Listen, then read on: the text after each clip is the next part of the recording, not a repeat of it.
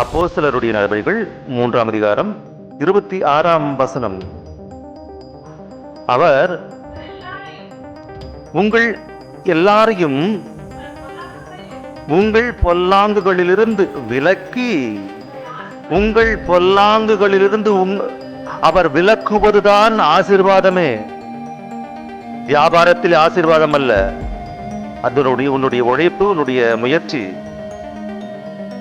உன்னை வியாபாரத்திலே செழிப்பாக்குவேன் என்று இல்லை. உன்னுடைய பாவங்கள் உனக்கு பாவ மன்னிப்பு வழங்குவதே ஆசீர்வாதம். எவனுடைய பாவங்கள் மன்னிக்கப்பட்டதோ அவன் பாக்கியவான், அவன் தான் ஆசீர்வதிக்கப்பட்டவன். ஆசீர்வாத கூடுகை என்று உலக சம்பந்தமான ஆசைகளை காட்டி, உனக்கு அது வரும், உனக்கு இது வரும், உனக்கு லாபங்கள் வரும் என்று உனக்கு லாபம் வராததற்கு, உன்னுடைய வியாபாரத்திலே லாபம் வராததற்கு காரணம் உன்னுடைய பாவமே. உன்னுடைய குடும்பத்திலே நிம்மதி இல்லாததற்கு காரணம் உன்னுடைய பாவமே என்று சொல்லி,